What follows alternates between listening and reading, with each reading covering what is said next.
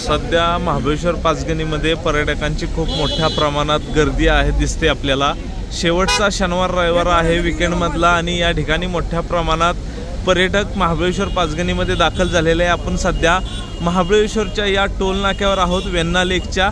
मात्र या ठिकाणी मोठ्या प्रमाणात ट्रॅफिक जाम झालेला आहे। या ठिकाणी पोलिसांची कुठलीही टीम या ठिकाणी उपस्थित नाही आहे। कुठेही ट्रॅफिक हवालदार देखील या ठिकाणी उपस्थित नाहीत। त्यामुळे या टोल नाक्यातल्या कर्मचारी पैसे घेतल्याशिवाय कुठलीही वाहन सोडत नाहीत। मात्र प्रशासन याकडे पूर्णपणे दुर्लक्ष करताना आपण पाहतोय की येणारे जे पर्यटक आहेत ते या ठिकाणी सुट्टीसाठी आलेले आहेत, महाबळेश्वर पाहण्यासाठी आलेले आहेत। मात्र त्यांना तासनतास या महाबळेश्वरच्या गर्दीमध्ये आपला वेळ वाया घालवला जात आहे। तरी देखील महाबळेश्वर पोलीस स्टेशनच्या माध्यमातून कुठेही या ठिकाणी ट्रॅफिकची उपाययोजना केली नसल्याचं चित्र देखील आता आपल्याला आपण पाहतोय।